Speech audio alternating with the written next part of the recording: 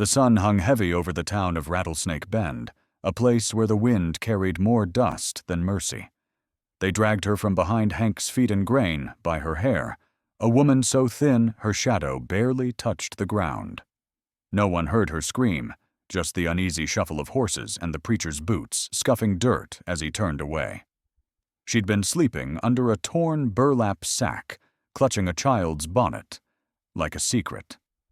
Folks called her Barren Jess, though no one recalled who'd first spat the name. That day, the men decided Rattlesnake Bend had run out of patience for strays. Her bare feet left faint trails in the dust as they hauled her toward the trough outside the mercantile, her wrists raw from the rope. The August heat pressed down, turning the saloon's shadow into a blade. She didn't fight. Begging here only made the cruelty taste sweeter.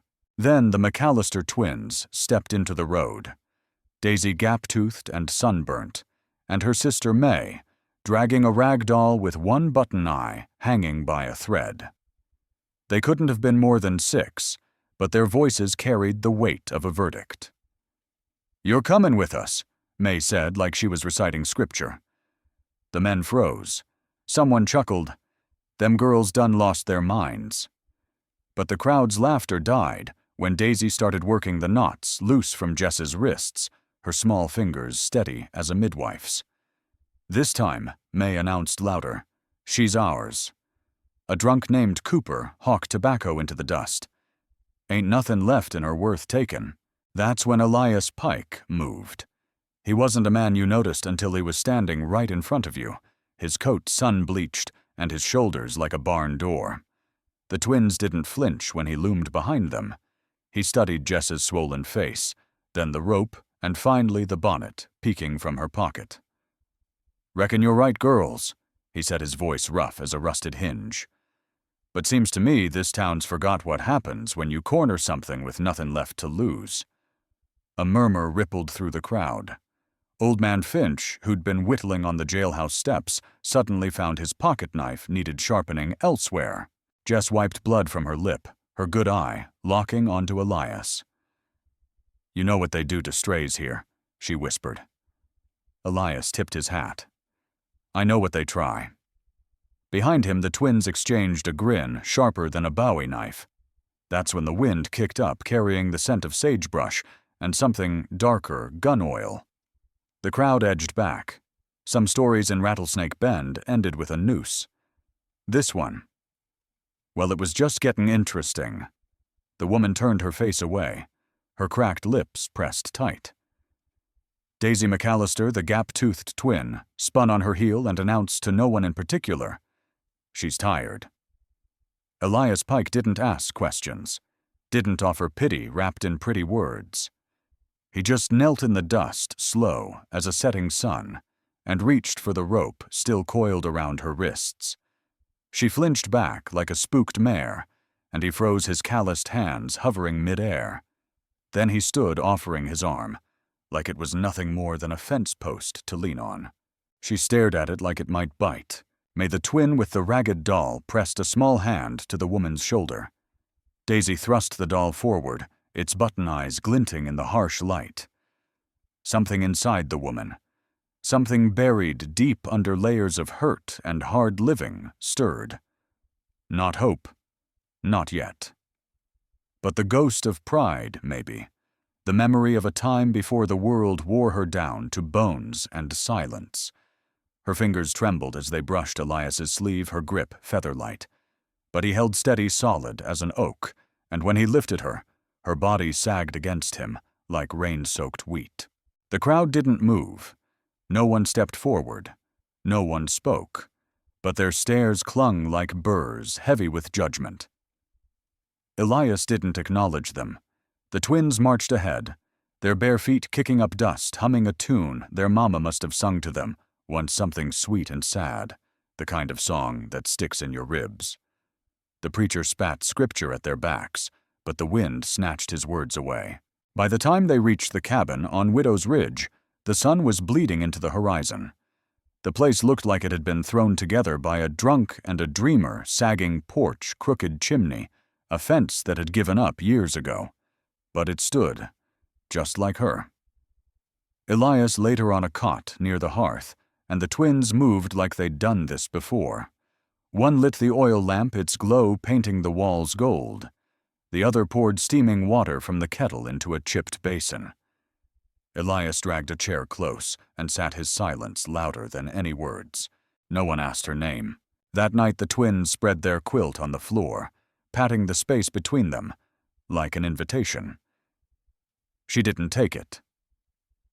Instead, she curled by the fire, Elias's coat, swallowing her whole, her knees drawn to her chest. The flames danced in her hollow eyes, and for the first time in years she let herself watch them without flinching. Elias handed her a tin cup. The broth inside smelled of onions, wild thyme, and something like home. She took a sip, then another. And when the tears came, they were quiet things slipping down her cheeks like the last drops of a long-dried well. The twins pretended not to notice, but later as the fire dimmed to embers and the moon silvered the floorboards, Daisy whispered, "She's like a candle flickering back to life." May nodded into the dark. Mama would have kept her. The woman didn't ask what happened to their mama. Some stories didn't need telling. Some wounds didn't need poking. Outside, the wind howled through the sagebrush, carrying the scent of rain, and maybe, just maybe, a new beginning.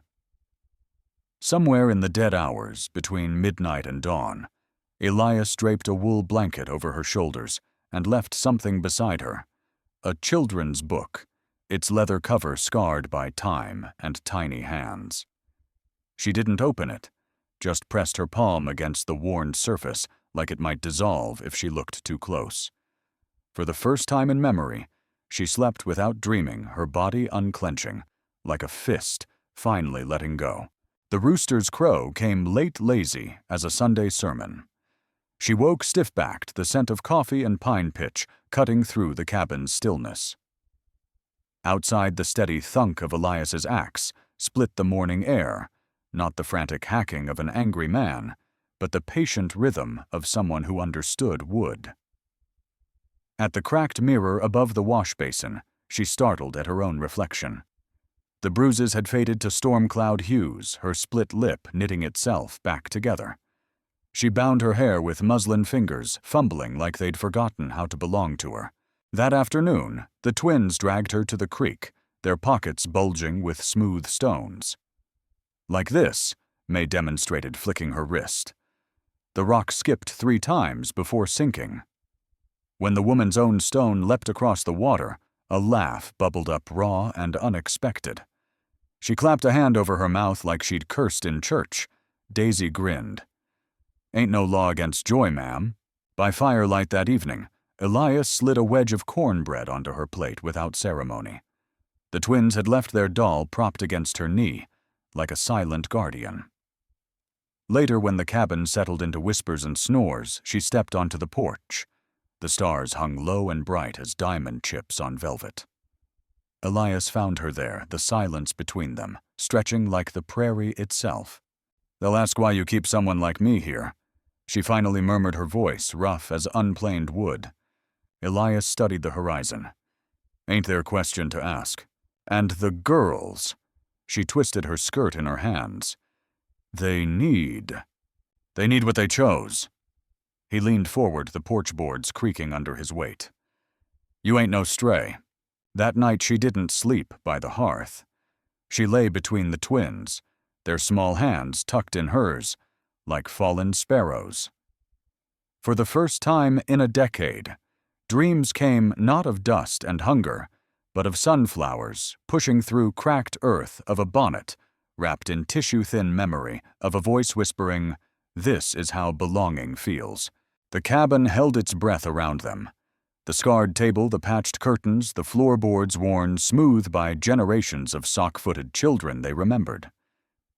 This was a place where broken things learned to stand again, where the wind through the cottonwoods sounded almost like forgiveness. The cabin door yawned open, like a mouth about to tell secrets. She hesitated on the threshold, her bare toes curling against the warped floorboards where generations of boots had worn grooves into the wood. Inside, the McAllister twins were already making themselves at home, Daisy clambering onto a three-legged stool to fetch tin cups, May stirring a pot of stew with more enthusiasm than skill, her cheeks smudged with soot. Elias didn't usher her in, just stood there, solid as an old barn door, letting the decision be hers alone. The warmth hit her first, then the smell rosemary and wood smoke twining with the faintest hint of lye soap. She rubbed her arms the scars there, standing pale against wind-burned skin. The door clicked shut behind her, softer than a heartbeat. Stirred it twice. May announced, waving the wooden spoon like a victory flag. Burned it twice more, like Daisy countered, but her grin took the sting out. Elias moved through the kitchen with the quiet certainty of a man who'd built this life, piece by piece. He ladled stew into a chipped enamel cup and held it out. Her hands hovered between them, trembling not from weakness, but from the terrible knowledge that kindness could be snatched away, faster than a prairie fire spreads. When her fingers finally closed around the cup, the heat seeped into her bones, like a long-forgotten memory. The chair creaked when she sat, not from her weight, but from surprise. This was a house where chairs weren't used to people who sat like they might need to bolt at any moment. The stew tasted of wild onions and the last of winter's stored potatoes.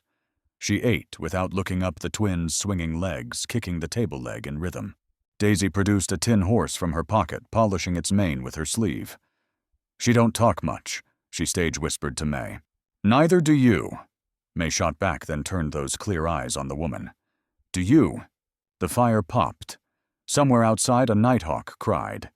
She didn't answer, and they didn't press a mercy sharper than any question. Later, when she set the empty cup by the wash basin, Elias took it without comment. His hands, broad and scarred, moved with deliberate care, not washing a dish, but offering her the gift of not being watched. When he pressed a folded shirt into her lap, later the fabric smelled of sage and sunshine. The buttons were chipped blue, like fragments of sky. "Was my sister's," he said when she finally found her voice. The twins looked up from their game of jacks. "She died," Daisy said matter-of-factly. "Loved bluebirds." May added, tracing one of the buttons with her fingertip. The woman held the shirt to her chest, the cotton soft against her calloused hands. That night she didn't change into it. Some gifts needed to be held close a while before they could be worn. Outside, the wind picked up, carrying the scent of rain and the distant howl of a coyote, the land itself whispering that even the loneliest souls could find shelter if they stood still long enough to let it find them. The blue-buttoned shirt lay by the hearth all night, like a sleeping animal. At first light, she slipped outside before the others stirred. The Dakota dawn stretched pink across the prairie, gilding the broken fence posts and the lazy scratching of chickens in the dirt. The pump handle groaned when she worked it, the icy water shocking her face awake. She didn't wince after years of flinching, her skin had forgotten how. Inside, Elias nodded as she entered his axe, resting against the woodpile. The shirt waited where she'd left it. Behind the faded calico curtain, the fabric whispered against her skin. Not Elias's sister's ghost, but something simpler, a body remembering how to be clothed in kindness. At breakfast, she claimed her chair without invitation. The twins' chatter washed over her wild theories about whether crows played pranks on owls, earnest debates about naming May's doll General Pickles. She drank her coffee black, the bitter heat anchoring her to the moment. "What do you need done?" The question surprised even her. Elias studied the porch rail. "Splinters worse than a cactus," he said, handing her sandpaper. They worked in silence, her hands moving with the same care she'd once used to braid her younger sister's hair. When their fingers brushed, she recoiled like she'd touched fire. May brought lemonade in mismatched mugs, later, her gap-toothed grin triumphant. "Ain't nobody gonna get stabbed by this rail no more." That night, she finally opened the sketchbook. The pages breathed memories, careful drawings of a woman hanging laundry, a covered wagon caught in a dust storm, a child's rendering of a starry bonnet, signed with a wobbly M. Her thumb traced the lines as the twins dozed against her legs, their warmth seeping through the fabric of the blue-buttoned shirt. By week's end, the cabin had stopped holding its breath around her. She mended the twins' pinafores, learned where Elias kept the sourdough starter, scrubbed the cast iron until it shone.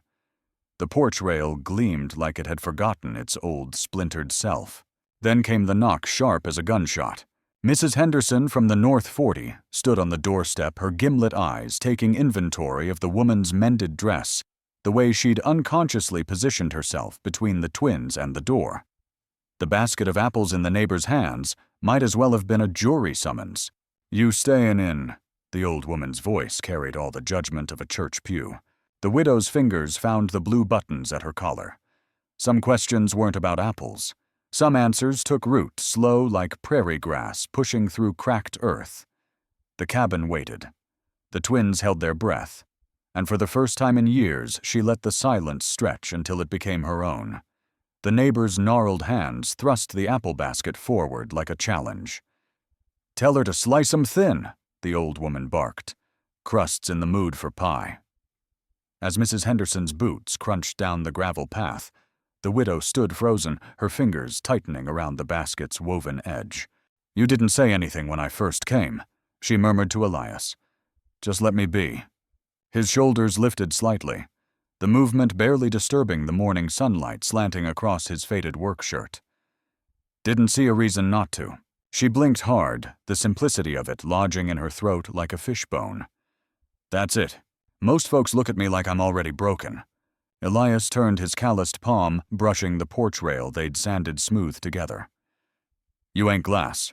That night, she left the cabin door open, the hay and blue thread ribbon from the twins woven through her hair, catching firelight as she sat cross-legged by the hearth. The wind carried the scent of wild bergamot through the screen, mingling with the kitten's milky breath where they dozed in her lap. At dawn, the box had appeared like a miracle, two squirming bundles of fur abandoned near the property line. The twins' outrage echoed across the pasture. "Just left here like trash." May stormed, her small hands balled into fists. The widow knelt in the dust, the smaller kitten's heartbeat fluttering against her palm like a trapped moth. Without looking up, she knew Elias watched from the barn door, his silence louder than any approval. "They belong here," she declared, and the way the twins' faces lit up could have powered the whole Dakota Territory. Come evening, she transformed linen napkins into origami birds, while the girls sat mesmerized. Once, she found herself saying, "I climbed a lemon tree so high I could see clear to the next county." The stories came easier, now small fragments of a life before the wandering. "Did you ever have a baby?" Daisy's innocent question hung in the lamplight, the widow's hands stilled on the folded fabric. "Almost," she whispered. "And nothing more." Daisy didn't press, just slipped her sticky hand into the widow's and said, "I'm powerful glad you're here now." The kiss she pressed to the girl's sunburned forehead tasted of salt and something dangerously like hope. Later on the porch, with the kittens purring in her lap, she confessed to Elias, "I feel like if I breathe too loud, it'll all vanish." His boot heel scraped against the step as he turned. "It won't." The admission tumbled out before she could stop it. "I'm not used to being wanted without being useful." Elias snorted the closest he ever came to laughter. "You ain't furniture." The sound that escaped her, then half chuckle, half sob, startled a barn owl from its roost. "Why do the girls take to me so?" she asked, watching firelight carve valleys into his weathered face. Elias stared out at the darkening prairie. "They see what you don't." Somewhere beyond the pasture, a coyote yipped at the rising moon. The kittens stirred in her lap, and for the first time in longer than she could remember, the widow didn't brace for the other shoe to drop. She just sat there, breathing in the night, letting the truth of it settle into her bones. This strange, quiet belonging that asked for nothing but her presence. The porch boards beneath them remembered every footfall, every whispered confession, every unspoken promise. They'd hold this one, too. The prairie wind carried the scent of sagebrush as she sat motionless on the porch, Elias's words hanging in the air, like smoke. A place to belong, he'd said, as if it were that simple. The kittens kneaded their tiny claws against her mended skirt, while fireflies blinked in the pasture beyond. Inside, through the warped window glass, she could see the twins, curled together like parentheses, around some unspoken truth. On the table lay the sketchbook, its newest edition, catching the lamplight, a rough charcoal drawing of a woman with hay-colored ribbon in her hair, bookended by two girls, a kitten nestled in her lap. The lines were shaky, but sure capturing something she hadn't dared name. Sunday morning found her walking into Rattlesnake Bend, with the twins anchoring her on either side, the surviving kitten peeking from her shawl. She wore the bluebird-buttoned shirt like armor, the girl's braided ribbon holding back hair that hadn't been properly brushed in years. The town unfolded before them like a half-remembered dream, the saloon's swinging doors revealing shadowy figures who fell silent at their passing. The general store clerk suddenly fascinated by his ledger. Outside the whitewashed chapel, Mrs. Peabody stood sentinel in her starch-stiff bonnet, her lips pressed so tight they disappeared. The woman felt the judgment like a physical weight as she slid into the back pew, the twins' warm shoulders pressing against hers. When the preacher spoke of redemption, his eyes flicked to her just once, quick as a snake's tongue. The real sermon came afterward in the mercantile's shade. Barren as the dust bowl, someone muttered behind a flour sack. 2 husbands buried and not a tear shed, another voice answered. May's small hand suddenly clenched hers. Before she could react, Daisy whirled on the gossips, her sunburned face fierce. She makes better biscuits than your whole sorry bunch. The words rang out like a gunshot, silencing the porch. The walk home stretched long and quiet, the kitten purring against her collarbone.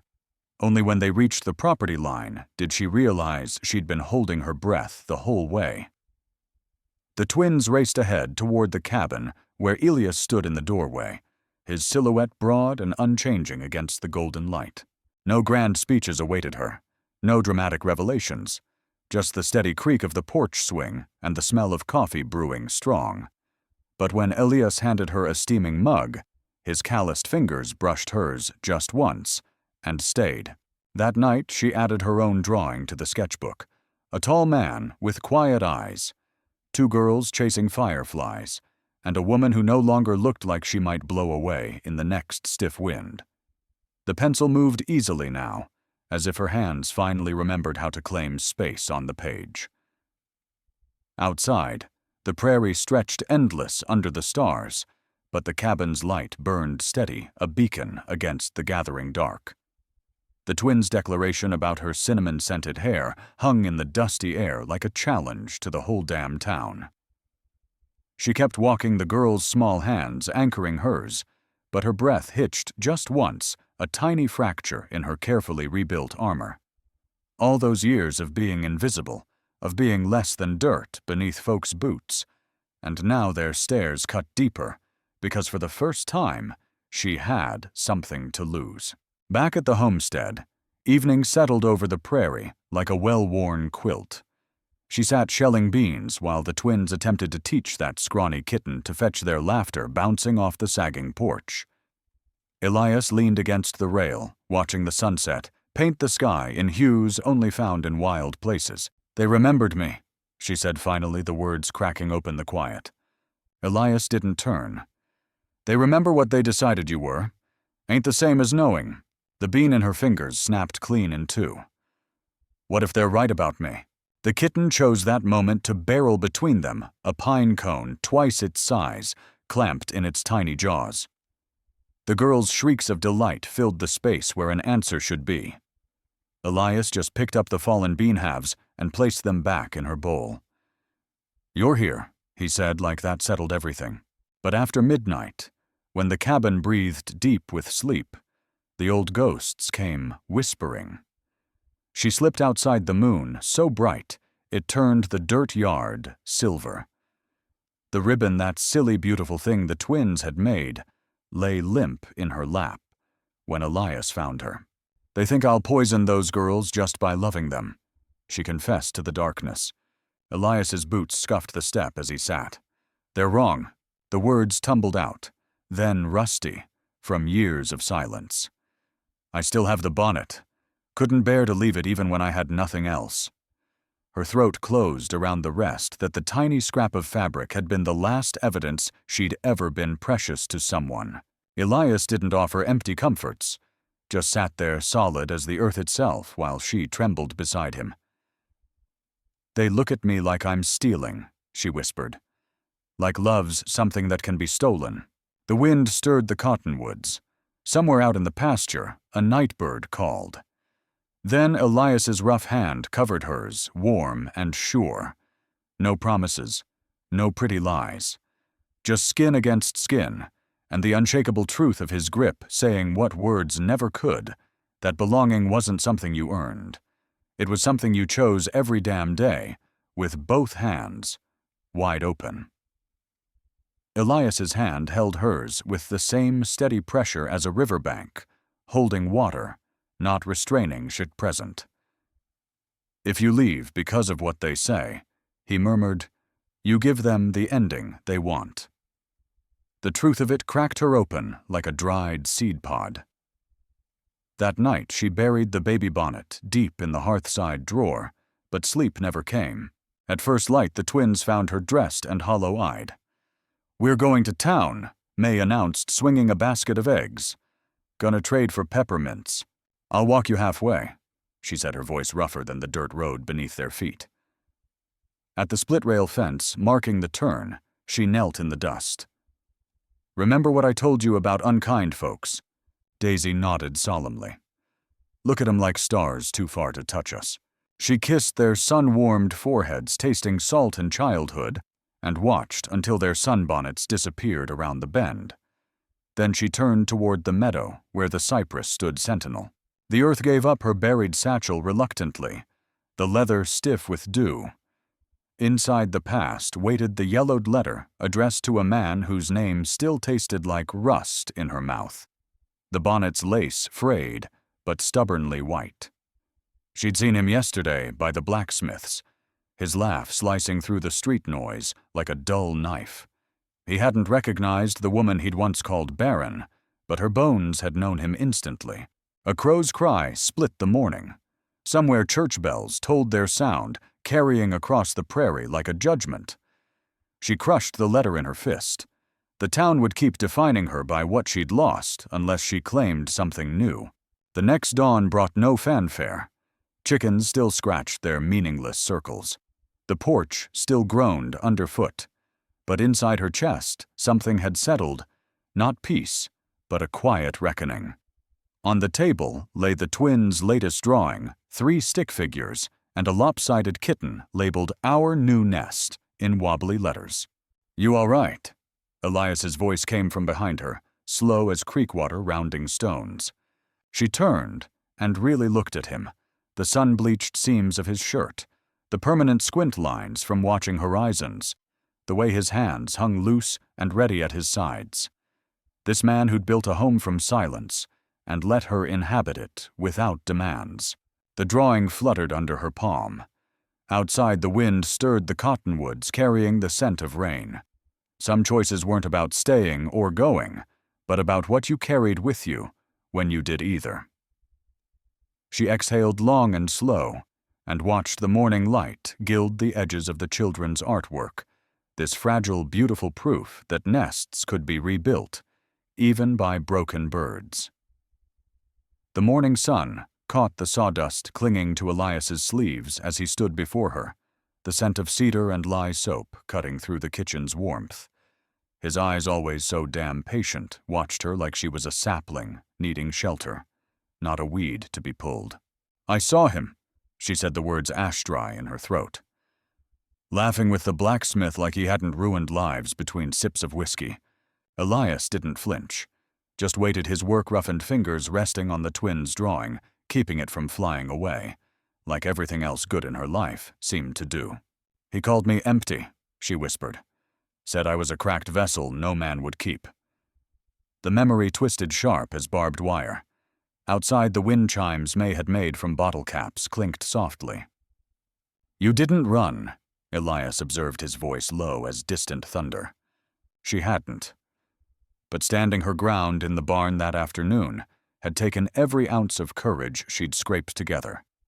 The baby bonnet, once buried like shame, now hung openly above the feed sacks, its lace catching golden dust motes in the sunlight.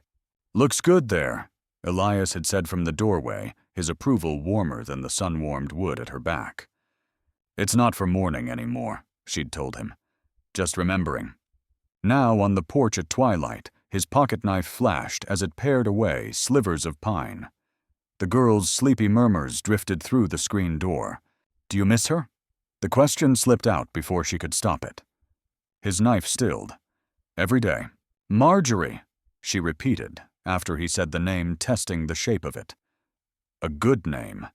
A name that belonged to someone who'd loved this quiet man, who'd rocked their babies in that cradle, now sitting by the hearth. The kitten butted its head against her palm as Elias spoke again. She would have liked you. Had a soft spot for things that needed time. Her fingers stilled on the kitten's fur. I don't know how to be love gentle. Elias looked up, then his gaze steady as the North Star. You already are. The moon silvered the prairie grass when she finally admitted, thought I deserved to be alone forever. His response came slow and sure. Reckon we're all just waiting for someone to sit beside us and stay. Come morning, the twins found her weaving wildflowers through the porch rails, their petals as bright as the girl's laughter, when they discovered the old cradle. May immediately curled inside it like a nesting bird, while Daisy rocked it with theatrical gusto. Mama's initials, Elias said softly when she traced the carved letters. She met his eyes over the girls' heads. We're keeping it. That night, with the kitten purring in the freshly polished cradle and the twins dreaming loud dreams upstairs, she stepped onto the porch, only to find Elias already there, 2 cups of coffee steaming between them. No grand declarations, no sweeping promises, just a man who understood that sometimes the bravest thing you could do was let yourself be claimed by a life you never dared hope for. The kitten mewed from inside, the cradle creaked, and somewhere beyond the pasture, a coyote sang to the rising moon. The wind carried the scent of rain, clean and new and full of possibility. Elias emerged onto the porch, carrying something wrapped in faded calico. When he unfolded the cloth, the carved wooden sign caught the last golden light, 3 sparrows in flight, a braided ribbon, and the words "New Nest" burned into the grain with careful hands. Her throat tightened as she traced the letters, the wood still warm from his workshop. Was gonna ask first, he murmured, the rasp in his voice betraying nerves she'd never heard before. She watched him nail it above the doorway, the sign swaying gently like a promise in the gathering wind. When her fingers brushed his, she didn't pull away. Let the contact linger like sunlight on weathered boards. The storm hit with the fury of a spurned lover. Rain lashed the windows while the twins burrowed under their quilt, their wide eyes tracking her every move as she secured the shutters. Lightning flashed, illuminating Elias's sodden silhouette in the doorway, his shirt plastered to shoulders that had carried too much for too long. Lost the tarp, he announced, shaking water from his hair like a dog. Chickens'll riot come dawn. The attempt at humor fell flat when she saw how his hands trembled from cold. You're freezing, she said, peeling his soaked coat from his arms. The firelight revealed the map of old scars across his knuckles, the faded ink of a tattoo peeking from his sleeve marks of a life lived rough. I've been colder. Not like this. Her voice dropped to a whisper. Not with me. Thunder rattled the china cabinet as the twins whimpered above them. She stepped closer, close enough to see the rain droplets clinging to his lashes. They're scared. Elias nodded, his breath warm against her forehead. So am I. She confessed, the admission tearing loose something buried deep. Not of the storm, but of this standing on the precipice of a life that could be hers if she dared reach for it. His calloused hand found hers in the half-dark. "Safety ain't something that finds you," he said, voice rough as unplaned wood. "It's what you build." The words undid her. She leaned into him, her forehead pressing against the damp fabric over his heart. Outside, the wind howled through the cottonwoods, but inside the fire crackled the kittens purred in their cradle, and the carved sign above the door held firm against the storm, a declaration written in wood and hope and stubborn, hard-won grace. The storm's last gusts rattled the shutters as they stood anchored together, her palms flat against his rain-damp shirt. "I'm not running again," she said, the words solid as the floorboards beneath their feet. Elias exhaled like a man released from a long vigil, his work-roughened hand covering hers. "You don't have to say it. I want to." Above them, the twins' muffled giggles mingled with the kitten's indignant yowl as it claimed the hearthstones. That night, they shared nothing more profound than proximity, the quiet synchronization of breaths, the unlatched door between their rooms, the way his fingers lingered an extra heartbeat when passing her the coffee mug at dawn. Morning revealed a world scrubbed clean. Sunlight danced on rain puddles as she kneaded dough with flour-dusted hands, the twins' sticky fingerprints decorating her apron like badges of honor.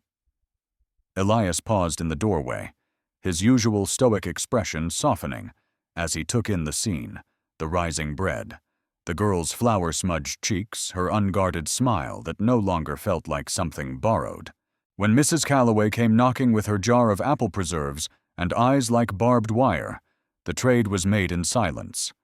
As the door clicked shut, she leaned against it, whispering, "They're watching." Elias wiped his hands on his trousers. "They'll keep watching." "Good." She lifted her chin. "Let them learn what healing looks like." Outside, the twins' laughter spun through the yard like dandelion fluff.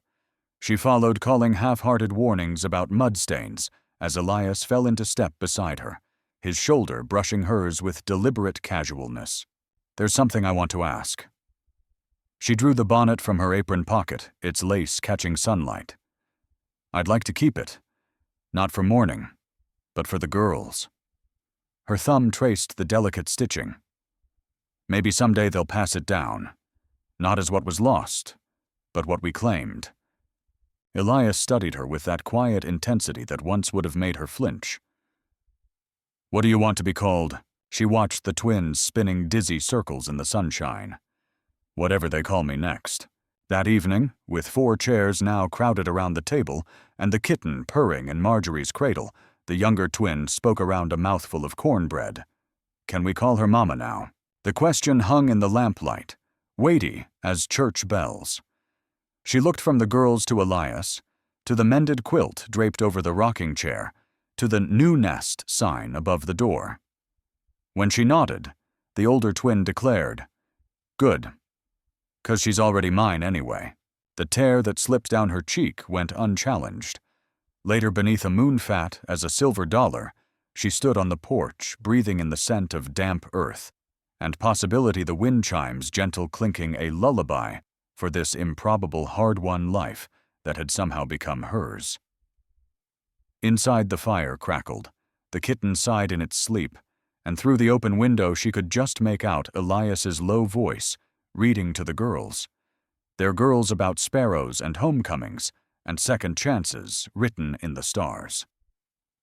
The screen door creaked behind her as Elias stepped onto the porch.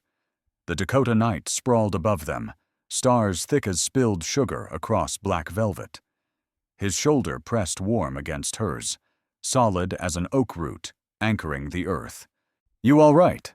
His voice rumbled low, familiar now as her own heartbeat. She let her weight settle against him, watching the fireflies wink in the pasture. "I think I'm home." Through the window, lamplight gilded the kitchen table, where the twins' latest drawing lay 5 stick figures, now with a lopsided kitten, curled beneath the word "Mama" in May's careful printing. She hadn't put the pencil to paper, but the title was hers, all the same, earned in flower-dusted mornings and storm-lit nights, in mended dresses and whispered stories, in the way her hands no longer shook when she reached for what was hers to claim. The wind carried the scent of rain-washed sage as Elias's calloused fingers laced through hers. No fanfare, no grand speeches. Just two weathered souls standing silent beneath the same sky, finally learning to call the same patch of earth home.